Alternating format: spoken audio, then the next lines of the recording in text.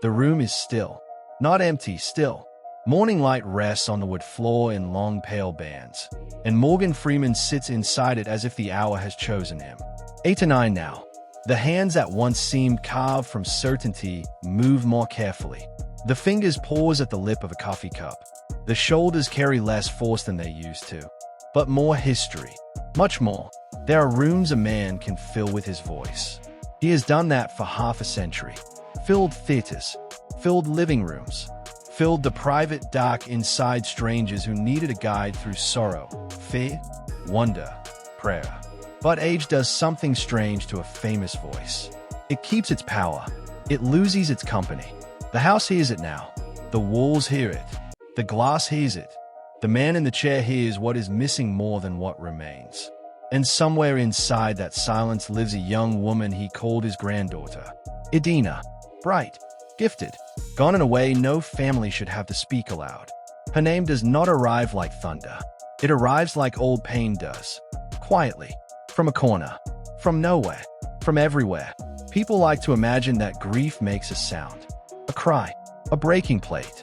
A body folding to the floor. Sometimes it does. Sometimes it is gentler than that, and far more cruel. Sometimes grief is a lamp left on in another room. A birthday remembered too late in the day.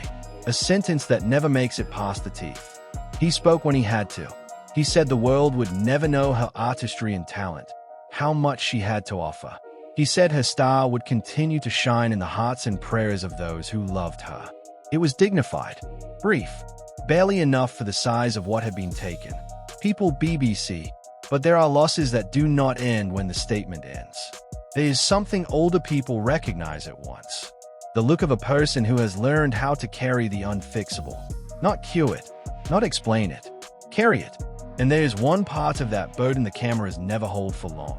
Something he never truly opened in public. Something silence kept under lock. And silence, after enough years, grows heavy. The air used to move differently around him. You can feel it in memory before you name it. A theater marquee glowing against wet pavement. The scratch of a car radio. The soft hiss of a television set warming up in a den after supper. His face arriving not with noise, but with gravity. Late 1980s. Then the 1990s. America had a way of making room for certain men, and Morgan Freeman did not need to force the door. He entered with steadiness, with authority that never begged to be noticed. He had been working long before that, of course. Stage work, television, years of being close enough to touch the fire without yet being warmed by it. Then the roles deepened. Brubaker, Another World, Street Smart. That nomination in 1987 did more than raise his profile. It altered the air around him. The industry heard the click of a lock turning. A man many had underestimated was no longer waiting for permission. Encyclopedia Britannica. And then came the run people still remember in their bones. Not because the titles were large, because the feeling was. Lean on Me carried the heat of a man fighting for order with fire in his chest. Driving Miss Daisy brought patience, ache, pride. Glory gave him moral force without speechifying. The Shawshank Redemption did what only a few films ever do. It settled into the country's bloodstream. By the time Sir 70 arrived, by the time that calm, measuring gaze became part of American cinema itself, he no longer felt like a performer people merely watched. He felt like someone they already knew. That matters to a generation now in its 60s, its 70s, even beyond. They did not grow up with a content machine feeding them 10 faces a week. They lived with artists longer. They attached memory to them. A face on the screen did not stay on the screen. It crossed into marriages, commutes, hospital waiting rooms, holidays, funerals, new jobs, old heartbreaks. You know this feeling. You know what it is to hear a voice from long ago and feel your own life rise with it.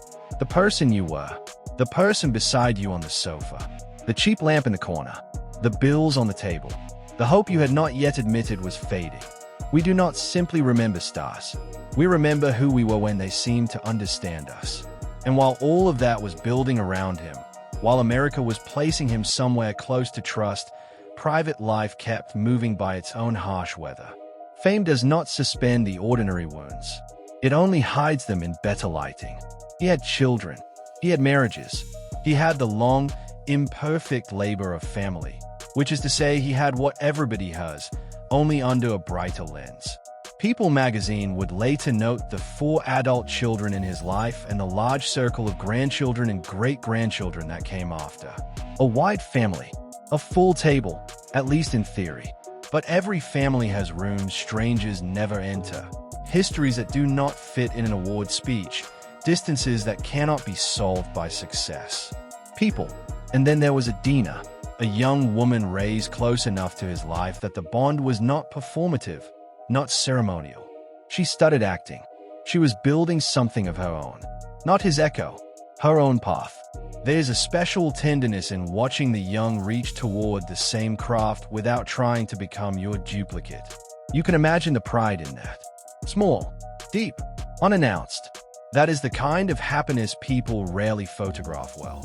The wound did not arrive all at once. Not publicly. First came the years in which fame keeps asking for your face while life asks for your presence. Then came the ugliness of rumor, the kind that strikes a family not because it is true, but because it is cruel. There were tabloid stories years earlier about him and Adina that he publicly condemned as defamatory fabrications, and she rejected them too as false and hurtful. Pain does not always begin with death. Sometimes it begins with the indignity of having your family distorted while the world stays. BBC. Then came August of 2015. No one who has lived long enough forgets certain summers. They remain hot in the body. The phone call, the sudden change in the room, the moment before language catches up to reality. Adina Hines was found on a New York street with fatal stab wounds. She was 33. ABC, BBC, and people carried the basic facts. The public learned what happened. Families live what happened. Those are not the same thing. ABC News, BBC people. Think about where you were in 2015. Who was still alive then? Whose number you could still dial? What grief had not found you yet? That is how these stories enter older hearts. Not as headlines, as doors. One memory opens another. One family's loss reaches into your own. The son you miss. The sister. The friend from work. The wife whose side of the bed still looks too smooth. Age does not harden people against sorrow. It trains them to recognize it faster. What could he have said that would have matched the size of it? Nothing.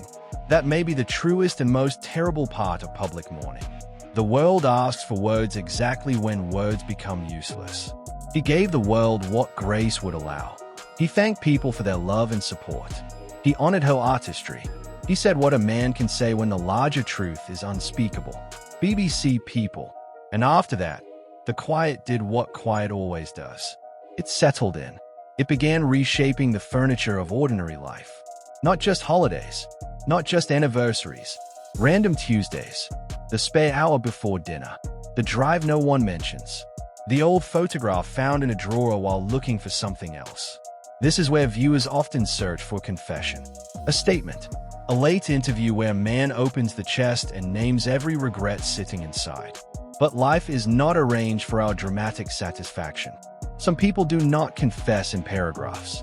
They confess in restraint, in what they refuse to turn into spectacle, in how carefully they step around a wound because they know it still has teeth. Maybe that is what makes the ache feel larger around him. He has spent decades sounding like wisdom itself. And yet wisdom cannot bargain with fate. It cannot reverse one night in New York. It cannot return a young life to a family that loved her. It cannot erase the years of false stories that shadowed her name before her death. It cannot give the dead back their next spring. And for a man whose craft has so often involved guiding audiences through crisis, there's a brutal irony in that. He can narrate the cosmos. He cannot narrate his way out of this. He can describe the world. He cannot correct the one absence that keeps remaking his own. That is where the real devastation lives, not in spectacle. In helplessness. Aging strips away many illusions. One of them is the belief that accomplishment will protect the people you love. It will not. Not the houses, not the awards, not the reputation, not the velvet seats and standing ovations. None of it forms a shield around a family. None of it stands in the street and says, "No, father." So grief becomes less dramatic and more exact. A private arithmetic. What was said? What was postponed? What was assumed there would be time for later? The old mind returns to small things because the large thing is too large. That is not gossip. That is being human. Now he lives in a country that still knows his voice, but not always his silences. Fans remember the roles. Friends remember the man across the table. Family remembers the empty chair. These are different forms of memory. They do not console each other as neatly as the public likes to believe.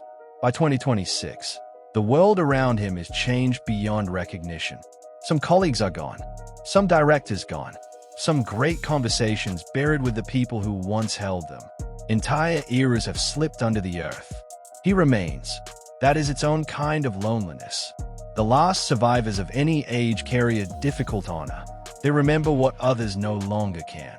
They hold rooms in the mind that no audience sees. The first set trailer, the first rush of applause, the smell of makeup lights warming up. The names of people no one younger asks about anymore. To outlive an era is not just to age. It is to become an archive with a heartbeat. And the archive does not only keep triumph. It keeps absences. It keeps unfinished feelings. It keeps the names that still arrive softly at dawn. Edina is one of those names. Not because he built his public life around telling the world everything. He did not. The opposite, really. He kept the sorrow formal. Controlled. But formal grief is still grief. Controlled grief is still grief. Sometimes the people who appear strongest are simply the ones who learned early that collapse, once public, never becomes private again. There is something almost unbearable about that at 8 or 9. To have lived long enough to know the cost of speaking and the cost of not speaking. To understand that memory itself can feel like both devotion and punishment. To wake in a room full of history and know one life within that history ended too soon, too violently, too finally. And there is one question that hovers near him even when he does not say it. Not a press question, a human one. How does a man carry all the voices he gave the world when the voice he most wants to hear is gone? How does he sit with a loss no performance can redeem? How do the years help when they do not heal? Only deepen the grooves where sorrow runs. The answer is close now. Close enough to feel. Not neat. Not theatrical. Just true. The final truth is smaller than gossip and larger than scandal. Morgan Freeman did not give the world some grand, exposed confession. He gave it something more believable. He showed what grief often looks like in a grown man who has been watched for decades. Brevity, dignity, a refusal to turn private devastation into public theater. He lost a young woman he loved. He honored her in a few aching lines. Then he went on living because the living, however unwillingly, must. People BBC. That may disappoint people hungry for a dramatic release. It should not.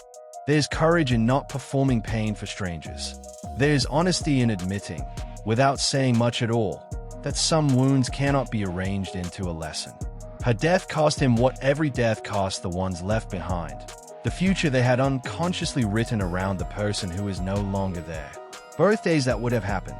Calls that would have come. What she might have made. The ordinary tomorrow that now belongs to no one. A life can be full and still contain chambers that never stop echoing. A life can be admired and still be pierced. The price of living fully is not only that we gather joy, it is that we gather names. And sooner or later, if we stay long enough, those names begin to hurt. So close your eyes for a moment. Go back to the first year you truly noticed Morgan Freeman. The exact year, the room, the season, the person you were then. Think about what you were carrying in your own life at that time. What had not yet happened, what you had not yet lost. If that memory comes to you, leave it in the comments. Leave the year, leave the feeling, leave the name of the person who was with you, or the person you still miss. Let this be a place for people who actually lived through those years. A place where memory is not rushed. A place where it still matters.